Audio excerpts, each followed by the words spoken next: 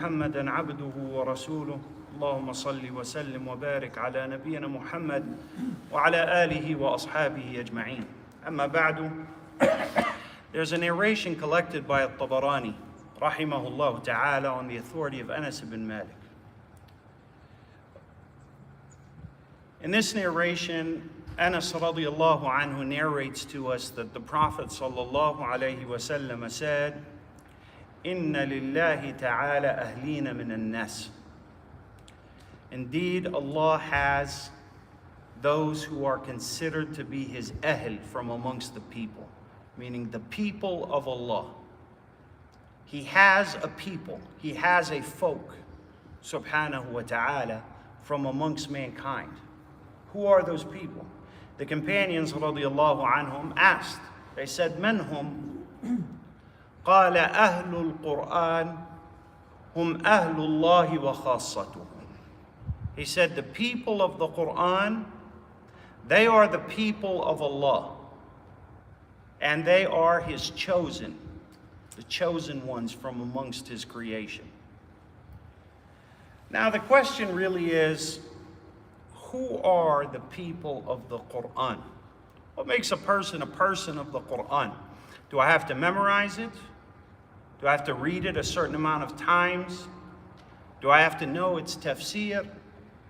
Do I have to, all of these questions. A person of the Quran is a very wide range of qualities that can make a person of this group. Ibn al-Qayyim rahimahullah has a statement regarding this in which he says, rahimahullah ta'ala, by the meaning of what he says, أهل القرآن هم العاملون به الذين يفهمون معناه ويقومون به وإن لم يحفظوه والذين يحفظون القرآن ويقرؤونه ولا يقومون به ولا يعملون به ليسوا من أهل القرآن وإن أقاموه أو أقاموا ألفاظه إقامة السهم. He says, rahimahullah, that the people of the Quran, they are those who learn its meanings and they implement them in their lives. Those who follow the Quran truly and implement the Quran in all that they are able to. Those who follow the Quran and uphold it and hold it in that regard, even if they don't have it memorized. He said, and as for those who have memorized it and perfected its recitation, but do not understand it or do not implement it, do not stop at its boundaries, those who do not uphold its obligations and refrain from its prohibitions, they are not the people of the Quran, even if they recite it and perfect its recitation as straight as an arrow. So this religion, Islam, it's not about images, outward images. Images are a byproduct of what is happening in the heart. This is what our religion teaches us. We are taught to be a people of substance, not a people of superficiality. When a person's heart is pure, the rest of his body and his image starts to become pure. We are not told to focus and to concentrate solely on our images, on our outward personas, whilst our insides rot. This is not what the religion of Islam has come to us with. And if you'll notice, that's why in Islam, we don't have any symbols. We don't have any particular clothes that we wear or particular colors. There may be things that we are encouraged to, but that's not the identifier of a Muslim. We don't have any particular handshakes. We don't have any particular hand signals, and we don't have any symbols like a cross or a crescent or whatever people use as things like that. We don't have any of that. What do we have? How do you know a Muslim? Well, the first thing you know is Assalamu alaikum. That's an issue of substance. How do you know a Muslim? When the time for salah comes, they pray. How do you know a Muslim? They face the Qibla when they pray. They say, La ilaha illallah. And that's not something you can fake. That's a light that is in a person's face, and you see it, and this is something that Allah subhanahu wa ta'ala places on the person. They are accepted by the people who are who are likewise. This religion is not religion of superficiality and symbols, and right? It's interesting because other religions, they really are very superficial. I remember a story a few years ago that they were debating which pope, which you know, at the Vatican, they were debating who was going to be voted as the new pope, right?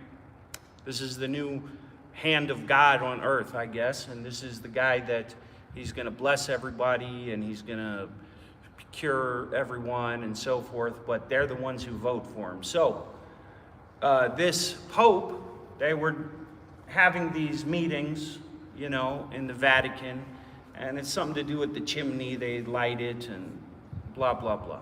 So a guy was actually attending for almost 2 weeks the meetings at the table with the cardinals.